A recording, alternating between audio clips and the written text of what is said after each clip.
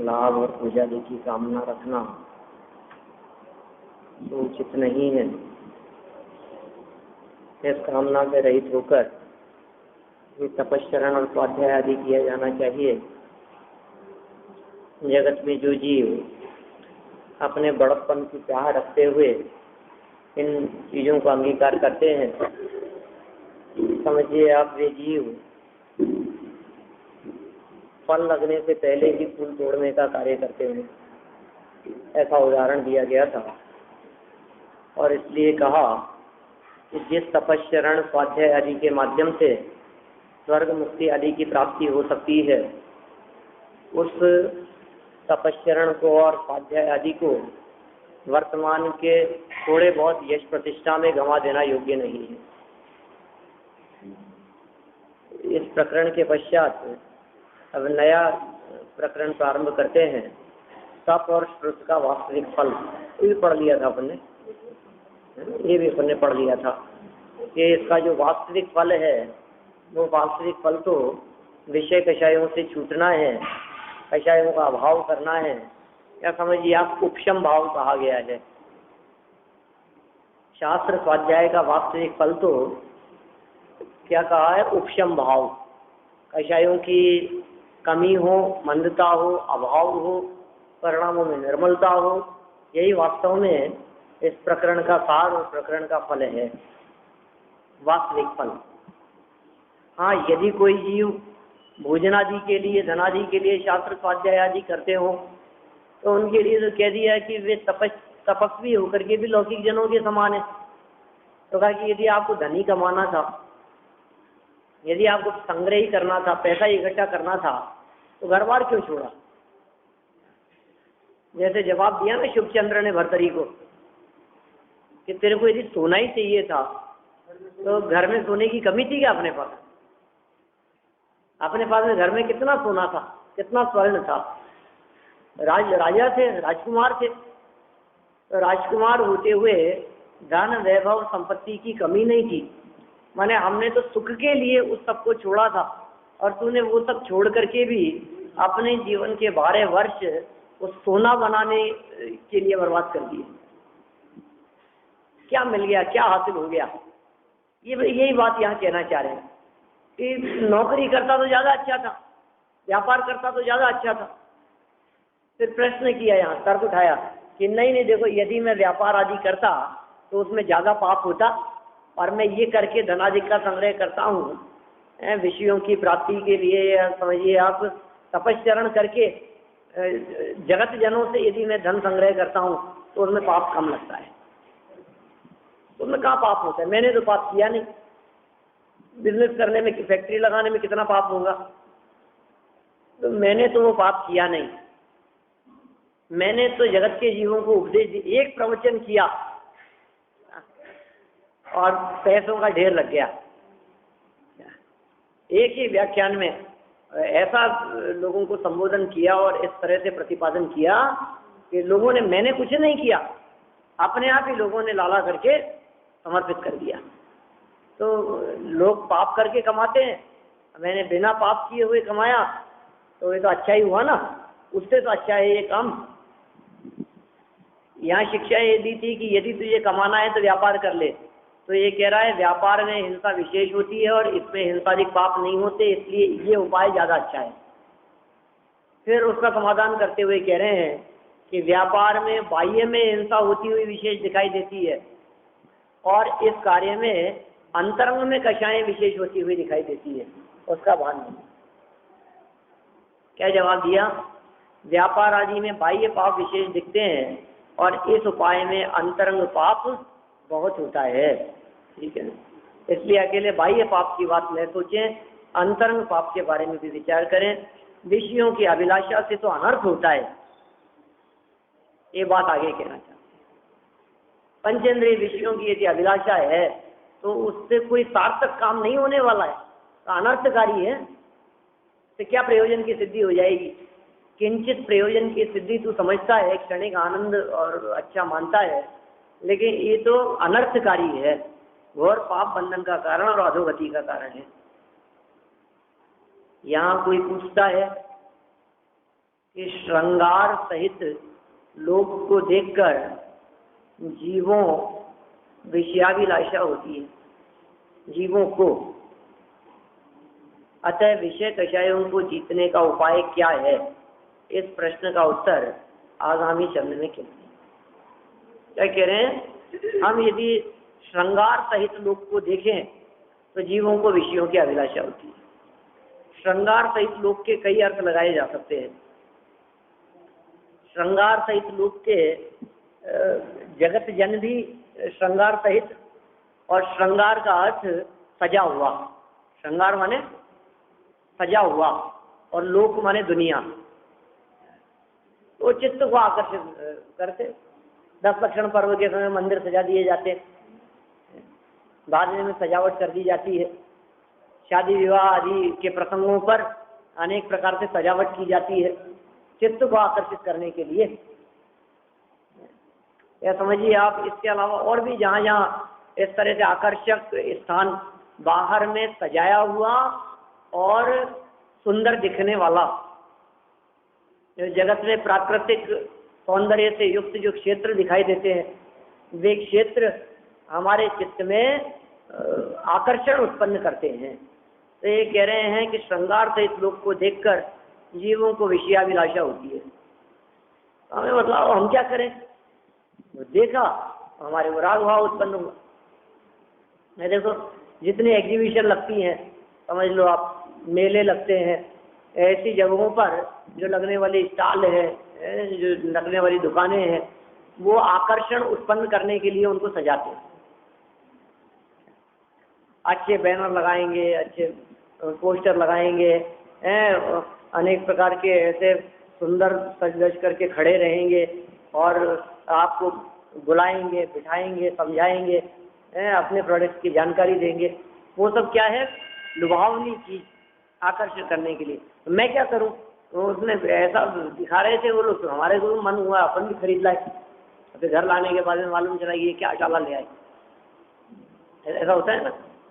फिर मैं क्या करूँ, तुम क्यों ले आए, वो इतनी प्रशंसा करी, वो तो इतना बतला रहे थे, इतना इतना ऐसा ऐसा है, और अभी अब मालूम चल रहा है। तो ये कह रहे हैं कि जो आपने आकर्षण के कारण उन वस्तुओं को ले आए और बाद में आने के बाद में मालूम चला कि ये तो गड़बड़ हो गई, ऐसे ही कह रहे हैं जिन विषयों को आप भोगते हुए दिखाई देते हैं आकर्षण के कारण, ये बाद में पता लगता है कि ये तो अनर्थकारी है। इस प्रश्न का उत्तर आगामी छंद में देते हैं। वसंत तिल का छंद है, मूल से पढ़ते हैं। 191 नंबर का श्लोक है।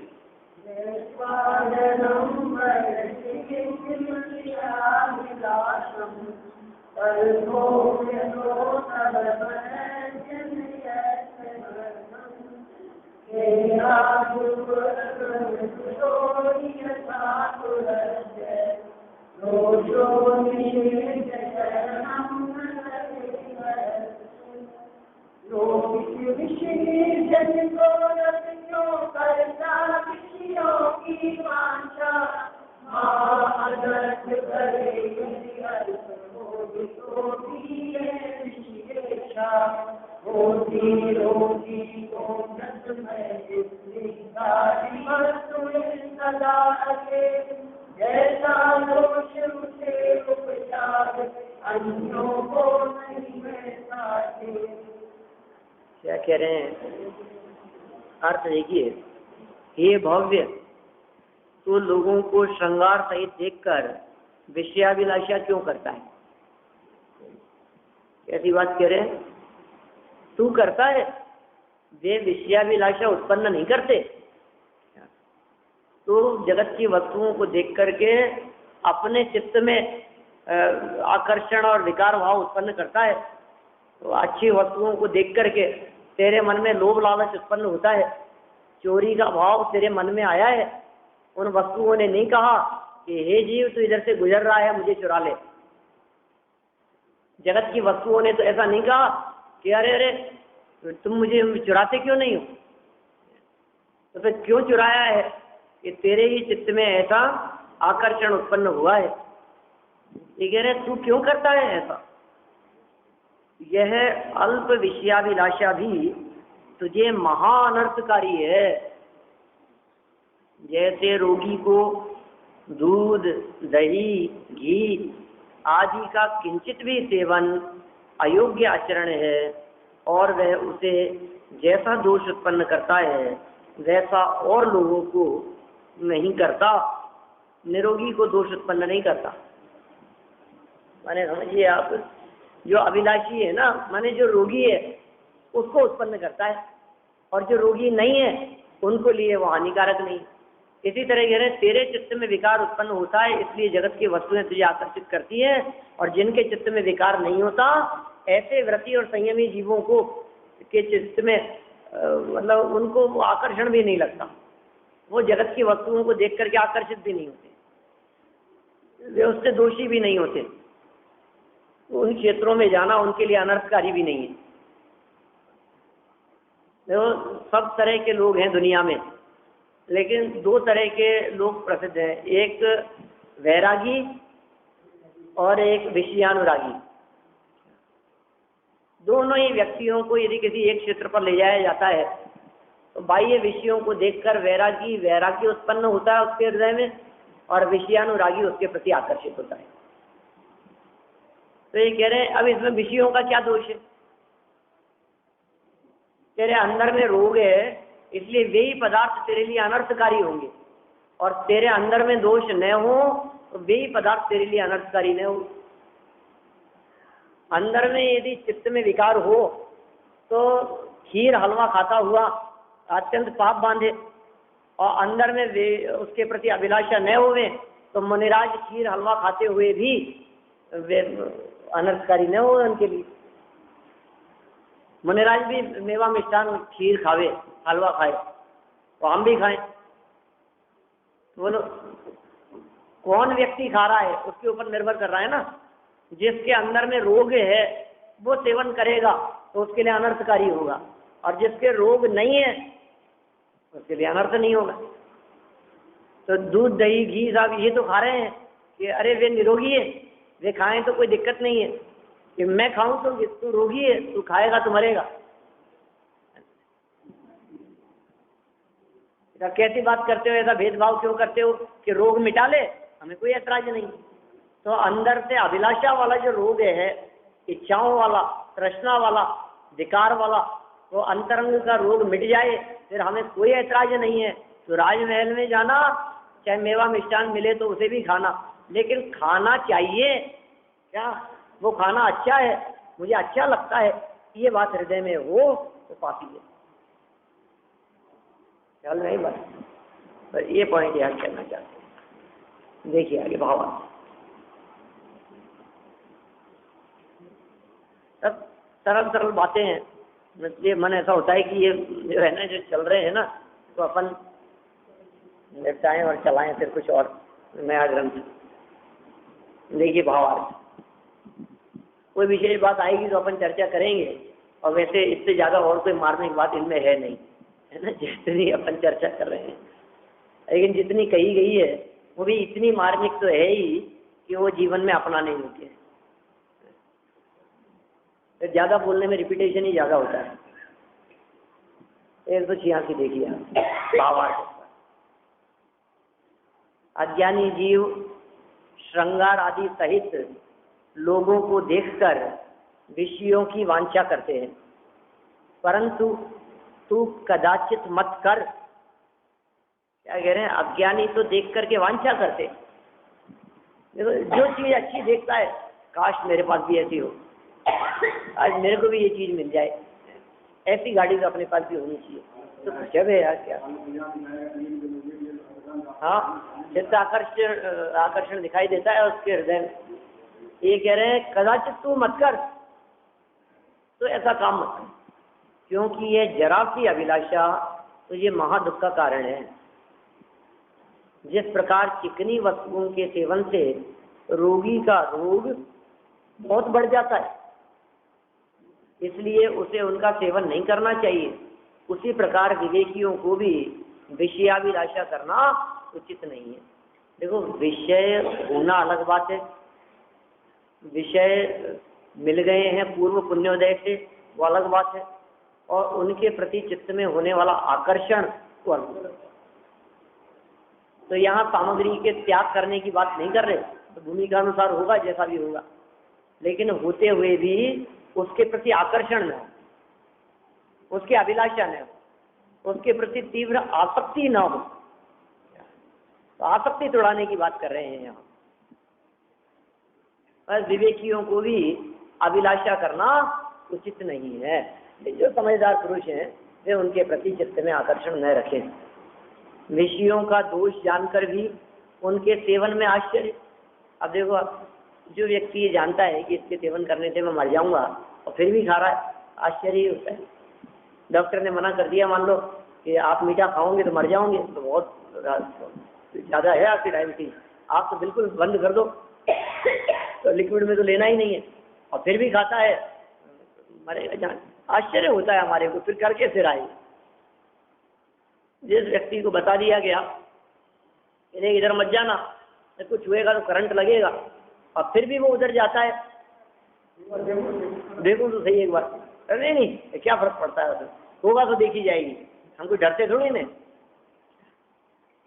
डरते नहीं है, ऐसा कहते हैं लोग, ऐसा भी बोलते हैं, क्या हो गया, एक न एक दिन तो सभी को मरना है। अब बिना खाए मरने से तो अच्छा है खा के मरना। हमें खाने को क्यों मना करते हो, होगा तो निपटेंगे। अरे तुम लोग मौत से डरते हो, हम मौत से डरते नहीं है, इसलिए मन में आए जो खाते हैं। अरे भाई साहब, ऐसा नहीं है कि आप मौत से नहीं डरते हो। मौत से डरना या नहीं डरना वो तो अलग बात है, लेकिन हमें ऐसा लगता है कि आप नहीं खाने से डरते हो, मतलब खाए बिना रहा नहीं जाता है। अरे ये बात, हाँ, मौत से ज़्यादा अधिक है विषयों की इच्छा। ये बात यहाँ आश्चर्य व्यक्त करते हुए आचार्य देव बतलाना चाहते हैं। आश्चर्य होता है मौत की कीमत पर भी, तुझे दिख रहा है मर जाऊंगा, फिर भी मरने के बाद में क्या होगा, फिर भी कर रहे हैं। विषयों का दोष जानकर भी ये हानिकारक है, दोष उत्पन्न करने वाले। जगत में जितने पापी लोग दिखाई देते हैं सबकी यही दशा होती है। यह जान करके भी कि मैं जेल चला जाऊंगा, ये जान करके भी कि फांसी हो जाएगी, ये जान करके भी पकड़ में आ जाऊंगा, सजा मिलेगी, दंड मिलेगा, जेल में बंद रहना पड़ेगा, और तो और ये जान करके भी कि मैं मरूंगा ही, इसमें तो 100% अपने शरीर में ही वो बम फिट करके चले जाते, नक्की है विस्फोट होना है तो मुझे तो मरना ही है। लेकिन ऐसा आश्चर्य होता है कि मौत की कीमत पर भी ऐसे अनर्थकारी कार्य जगत के जीवों के द्वारा कैसे किए जाते हैं। हाँ, क्या पता क्या होगा, देगा भी कि नहीं देगा, मिलेगा कि नहीं मिलेगा। प्रत्येक जीव को दुखदायक वस्तुओं से अरुचि होती है।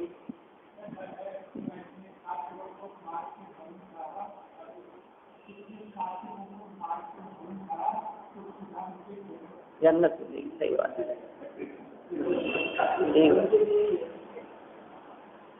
प्रत्येक जीव को दुखदायक वस्तुओं से अरुचि होती है। क्या कह रहे हैं? प्रत्येक जीव को, हर व्यक्ति किससे अरुचि करता है? जिससे दुख मिलना, दुखदायक वस्तुओं से अरुचि होती है। इसलिए भव भव में दुखदायी इन विषयों की अभिलाषा करना कैसे उचित है? क्या कह रहे हैं? तेरे को यदि दुख से अरुचि है तो जो दुख के कारण है तो उनमें रुचि करना, उनकी अभिलाषा करना, ये कैसे उचित हो सकता है? यह बात आगामी चरण में कहते हैं। हिरणी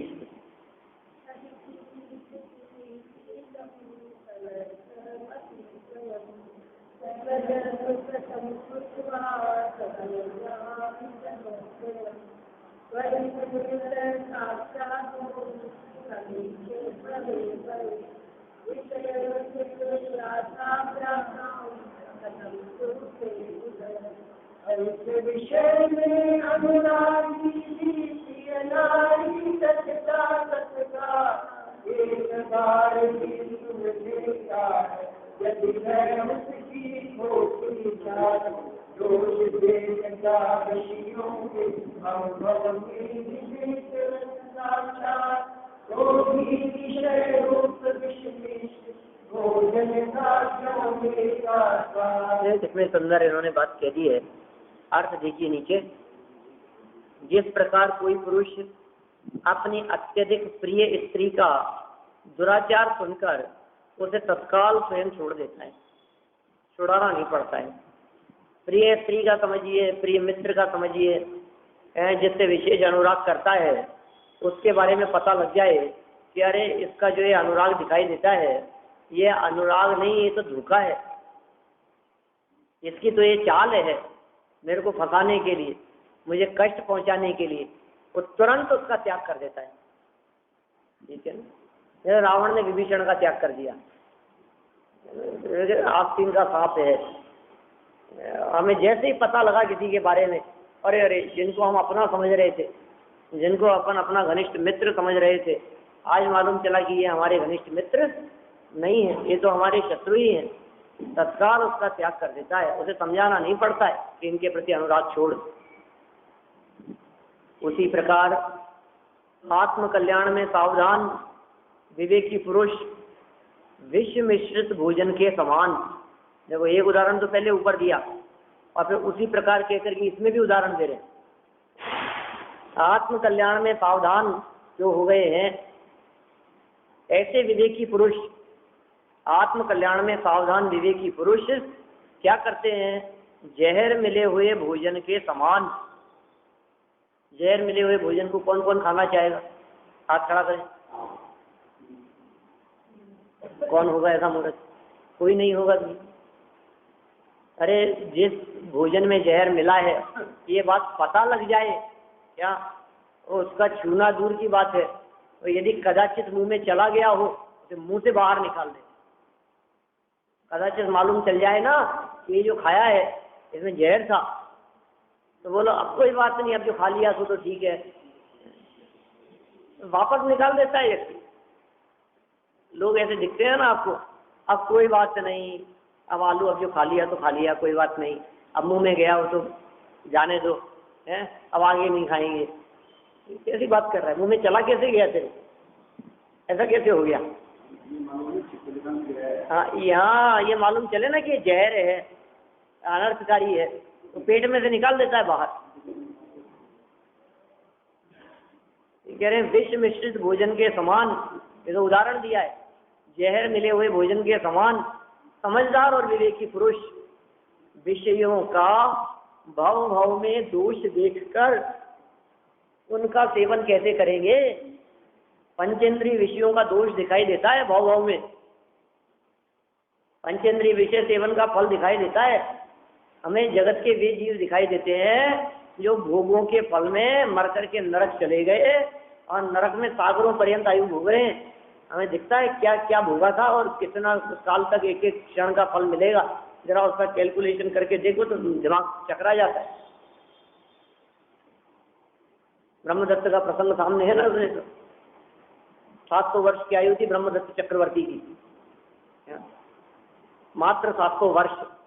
700 वर्ष तो बहुत होते हैं। 700 वर्ष के आयु में चक्रवर्ती बनने के पश्चात तो पहले जितने भोग भोगे होंगे वो मर करके वहां से चला गया 7वें नरक में।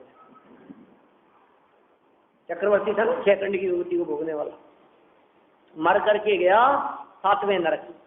अब हम आपसे पूछते हैं 7वें नरक में उसकी 33 सागर की आयु, 700 वर्षों के बनाओ मिनट सेकंड बना सकते?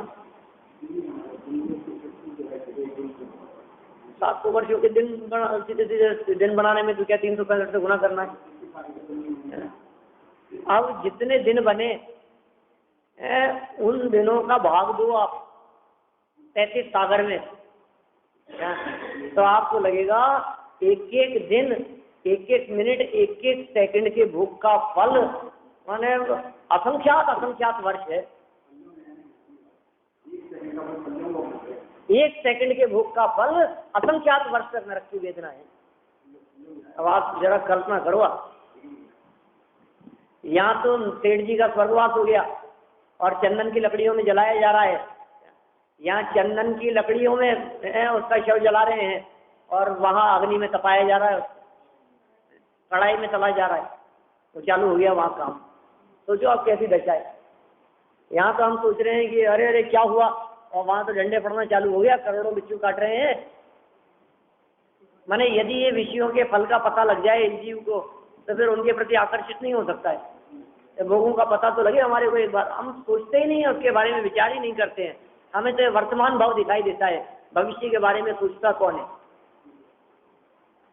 जितने लोग भविष्य के बारे में सोचते हुए दिखाई देते हैं, वे सब लिमिटेड भविष्य के बारे में सोचते हैं। ये आगे आगामी भाव में क्या होगा, ये विचार कौन करता है? हाँ सही। कहाँ भूमि पर सत दुखी सो, बिच्छू सहस डसे नहीं चितो। छेड़ाला में कहते हैं ऐसा, भूमि को स्पर्श करने मात्र से ऐसा लगता है कि मानो करोड़ों बिच्छुओं ने एक साथ डस लिया। कैसी वेदना होती होगी।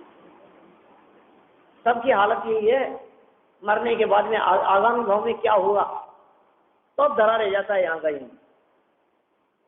कुछ भी साथ में नहीं जाता है। देखिए आप क्या कह रहे हैं यहाँ, ये पढ़ लिया ना अपन ने एक अर्थ तो, भाव भाव में दोष देखकर इनका सेवन कैसे करेंगे। कौन? विवेकी पुरुषों की बात कर रहे हैं। जिन विवेकी पुरुषों ने ऐसा जान लिया कि इस भोजन में जहर मिला हुआ है, वो जहर कैसे खाएंगे। उसी तरह जिन विवेकी पुरुषों ने ये जान लिया कि ये जो दिखाई दे रहे हैं ना भाव, विषय, पंचेंद्रिय भोग, भोग सामग्री, इनको भोगा वो मिला, तो भाई कैसे खाएगा। जिस व्यक्ति को मौत दिखाई दे रही हो वो कैसे खाए। जैसे हालत इनकी होती है ना बकरों की, समझो आप, उनको पता लग जाता है कि मरने वाले हैं।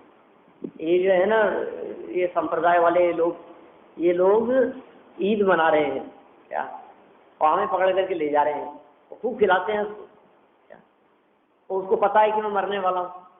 बोलो कितना शान से खाता हुआ मजे से, अरे खूब खाओ। क्यों? क्योंकि उसको मौत दिख रही है, उसको भोजन नहीं दिख रहा है। जिस व्यक्ति को मौत दिखाई देती है उस व्यक्ति का भोजन के प्रति रस टूट जाता है। तो जिस व्यक्ति को आगामी दंड और सजा दिखाई देती है वो व्यक्ति ये काम कैसे कर सकता है। जिस व्यक्ति को आगामी काल में उसका मिलने वाला फल दिखाई दे रहा हो वो व्यक्ति अपराध कैसे कर सकता है। ये कहते हैं ना, वो जो है टांगे वाला, वो चाबुक मार रहा है उसके घोड़े के, वो चल नहीं रहा है, और यदि उसको ये कह दिया जाए, इस बात का पता लग जाए, कोई अवधि यानी कह देवे, कोई भविष्य वेत्ताओं से इस बात के बारे में बतला देवे कि देख अगले भाव में मर करके तू तो बनेगा ये घोड़ा, और ये जो घोड़ा दिखाई दे रहा है ना ये बनेगा तेरा मालिक क्या, और तेरे टांगे में, इसी टांगे में तेरे को जोत करके इसी तरह चाबुक मारेगा।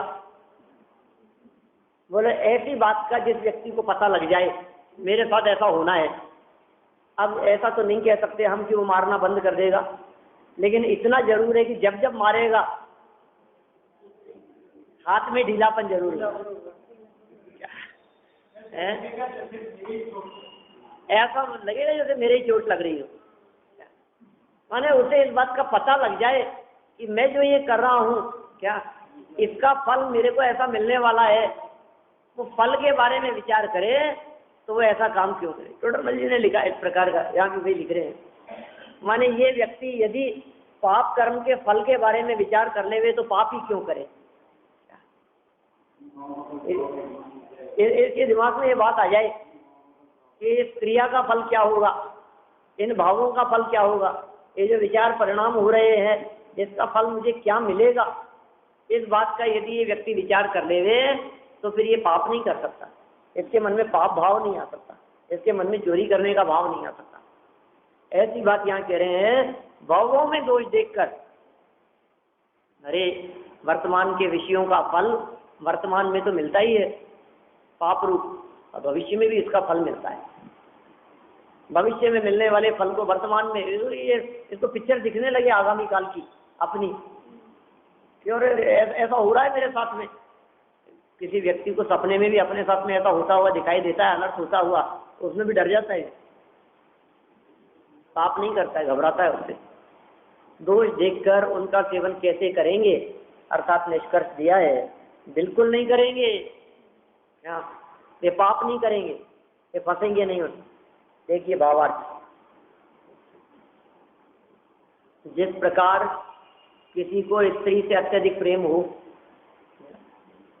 परंतु यदि वह उसके दुराचरण की बात सुनता है तो उसे तत्काल छोड़ देता है। उसके खोटे आचरण की बात सुनता है, या फिर वो मेरे प्रति दुराचरण रखने वाली दुर्भावना से युक्त है, मेरे प्रति उनके हृदय में समझिए आप कोई न कोई चाल चल रही है, तो समझ लीजिए वो उसको तत्काल छोड़ देता है। पता लग गया अपने को उसकी बात से, उसके व्यवहार से, किसी आचरण से, कि कहीं न उसके धोखे की कहीं कुछ खबर हो गई, कहीं भनक पड़ गई, कितना सावधान हो जाता है, सतर्क हो जाता है, तत्काल छोड़ देता है।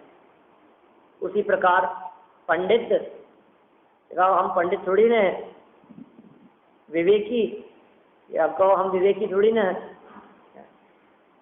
माने जो पंडित और विवेकी नहीं होते वे सब मूर्ख होते हैं। पंडित का अपोजिट क्या होता है? जो मूर्ख हैं वे सब पंडित नहीं है, और जो पंडित है वे सब मूर्ख नहीं। अब हम नहीं कहते, आप ही कहो पंडित हैं कि नहीं। पंडित मतलब समझदार है ना, विवेकी।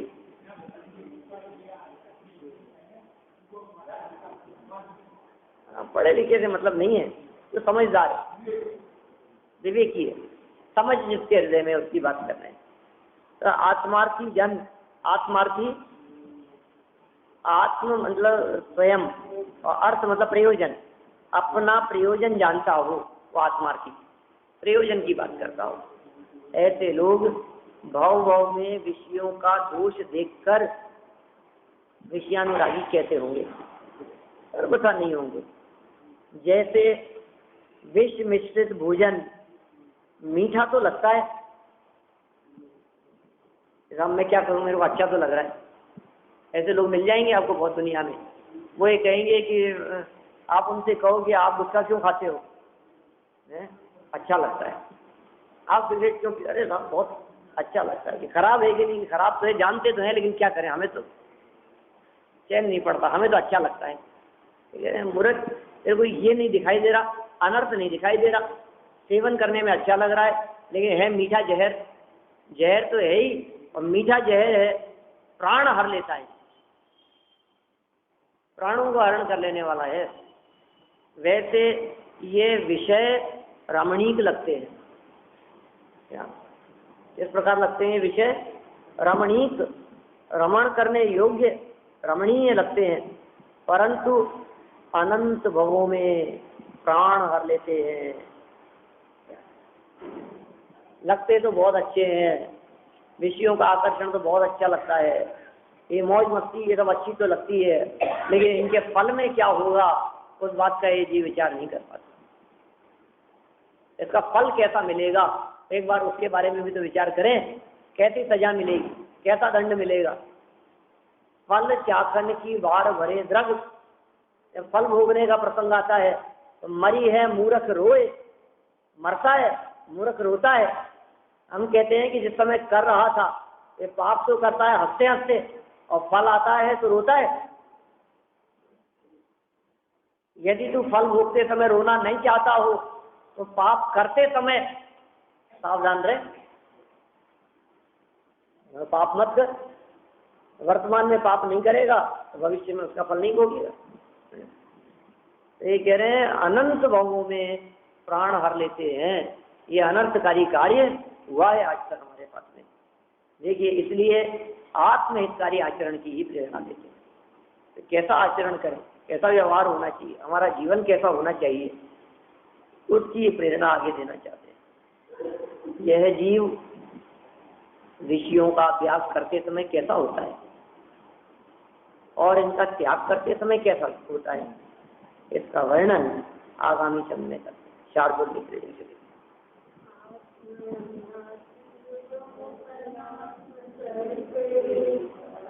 Thank you.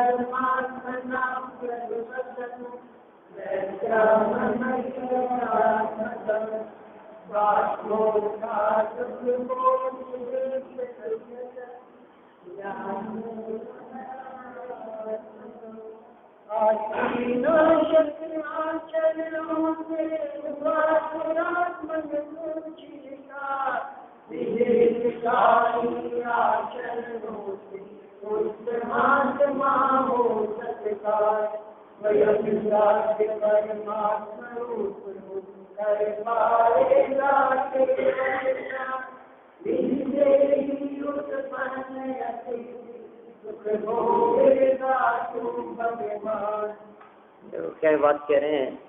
एक तरफ तो कह दिया कि यदि ऐसा आचरण करेगा आत्मविनाशक आचरण तो तू दुरात्मन रहेगा,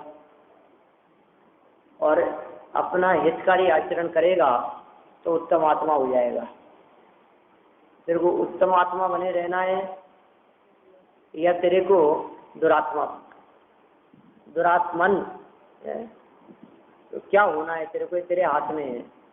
तो फिर क्या करें कि यदि तू परमात्मा स्वरूप का ध्यान करता है, उसको साधेगा तो केवल ज्ञान प्राप्त कर लेगा, और वो केवल ज्ञान आदि निज से ही उत्पन्न होता है।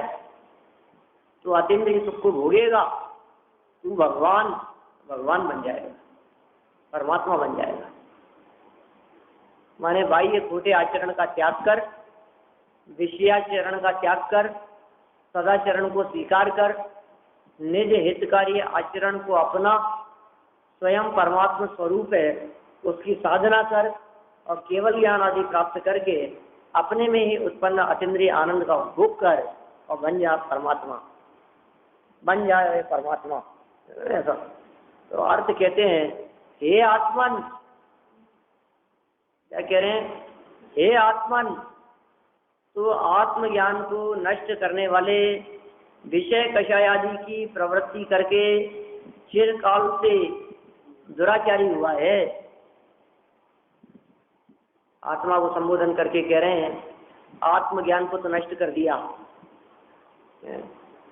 सदाचरण रहा नहीं, विषय कषाय में प्रवृत्ति करने लगा और बहुत लंबे काल से दुराचारी हो गया है। जब तू आत्मा का संपूर्ण कल्याण करने वाले ज्ञान वैराग्य आदि निज भावों को अंगीकार करेगा, देखो आत्मज्ञान छूटने से जो दुराचार रूप प्रवृत्ति हुई थी, अब कह रहे हैं आत्मकल्याण की भावना से ज्ञान वैराग्य आदि निज भावों का अंगीकार करेगा, तभी श्रेष्ठ आत्मा होगा। योग्य आत्मा तभी बनेगा जिसे आत्मा ही प्राप्त कर सकता है। ऐसी परमात्मा दशा को प्राप्त करते हुए आत्मा ही प्राप्त कर सकता है, मतलब